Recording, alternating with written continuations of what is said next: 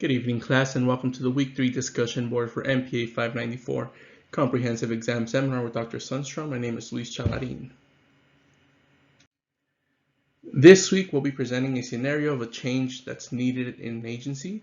We'll identify 3 themes regarding how the change will be implemented, and we'll detail each theme with appropriate theories and how they may apply. So the scenario that we'll be using in this case is the implementation of a wellness committee with the United States Probation and Pretrial Services Office to bring forward improvements and awareness to employees' health, and this includes mental health, physical health, etc. The 3 themes that will be considered for this change will be management, motivation, and decision making. For the first theme of management, for the creation of this committee, obviously there's going to be different ideas that we'll be working with regarding to management, as well as organization and the bureaucratic structure or the different structures that will be implemented. First, we'll be starting with Frederick Taylor's 4 principles of scientific management. Here, Taylor called for these new burdens that were going to be given to management, which would be replacing the traditional methods that were used at the time, and they'd be replaced with these small systematic methods of small tasks, the studying of the workers to ensure optimal placement and optimal efficiency of the workers, obtaining cooperation of the workers to apply the full scientific method or principles to their work, and establishing logical divisions within work roles and responsibilities between workers and management. We could easily transition from here to Luther Gulick and his call for division and coordination of work. But really quickly, we'll be moving on to Follett, who she kind of opposed or criticized the idea of scientific management, and she lobbied that scientific management depersonalized workers because they treated workers as simply extensions of machines. We'll also be considering, now that we're done with Follett, we'll be considering Luther Gulick and his call for division and coordination of work, that this is one of the roles for management. We'll also be considering Poscorb. Here, Gulick in Poscorb, he believed that the role of the manager of management was that they were in charge of planning, organizing, staffing, directing, coordinating, reporting, and budgeting. And we could also use, I believe it's Waldo, who pretty much rejected the idea of Poscorb, but we'll be sticking to these 3 main ones for management. And the way that this would be applied would be one, obviously the different organization of how the work is going to be completed and how management will be set up. And this would be a good place for the management, the theme of management, and these specific theories to be applied on how to set up management in this new committee and the different roles of management. Continuing with the theme of management, we'll be going into motivation and the motivation of employees. We'll be looking at, we can apply Luther Gulick and his central concern of the theory of organization. This is from page 82, paragraph 5. And here Gulick says that it is a function of the organization to enable the director to coordinate and energize all of the subdivisions of work so that the major objective may be achieved efficiently. To me here, energize is very similar to the idea of motivation. We can also apply Mary Parker Follett, who was a very early voice for participatory management and the idea of working between management and the workers, this interrelationship.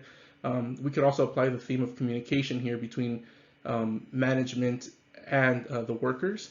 And similar to the last slide, her criticism of scientific management, that it depersonalizes the workers, and just the idea that subordination and giving orders has negative effects on workers and ultimately on efficiency. We can also consider Maslow's hierarchy of needs, and McGregor, who also built on this hierarchy of needs, and he lobbied for not just for a new theory Y of motivation. Here, Maslow believed that there was this hierarchy of needs where at the very bottom, the most important thing to be satisfied is an individual's physiological needs, followed by his safety needs, love or belonging needs, his esteem needs, self-actualization, and then eventually McGregor also had a very similar ideology, but he ended up changing the name, or the idea was the same, but it was just a little more updated. And similar to Maslow, he believed that at the very bottom you had satisfaction of physiological needs, safety and security, followed by social. This bottom part would be satisfied through what he called Theory X of motivation, which was pretty much a set of assumptions of how to manage individuals motivated by the lower needs of individuals. So physiological needs, safety, and security. A lot of people compare this, or actually Maslow compares this to a carrot and stick approach. And he believed that the theory Y was the new set of assumptions of how individuals should be managed, and that they'd be motivated by higher needs such as social, esteem, and self-actualization needs. And this can be applied both for motivating employees, since this is a wellness committee, but also for management on how to keep the individuals in the committee motivated. And a lot of this, since it wouldn't be an extrinsic motivation such as paying them extra for participating, but instead it'd be an intrinsic motivation, as they'll be using, gaining experience. They'll be able to feel good that they're participating or going the extra mile at work. Finally, the idea of decision making. And here we'll be applying first Dwight Waldo's idea of bounded rationality, which basically means that consumers will be making decisions based on something that's good enough, not necessarily on the best possible decision making. And we can continue this with Charles Lindblom and his idea of the root or rational versus the branch or successive limited comparison method for making decisions. Obviously, for complex problems, the root method, which gives a much more in-depth, it's a much more in-depth way to reach a decision compared to successive limited comparison or the branch method, which involves making small incremental changes in order to make big decisions. And again, we can use the ideas of Mary Parker Follett and her idea of participatory management, and just keeping an interrelationship between management and the workers for making these decisions, and having the workers feel like they're a part of the decision-making process.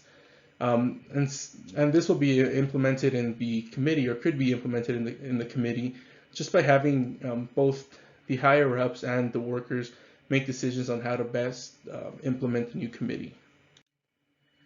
And that does it for this week's presentation. I do apologize that it's a little bit late. My son did finally get discharged on Saturday from the NICU, so I've been kind of adjusting to being a full-time dad right now. But anyways, I hope everybody has a great rest of your week. Thank you.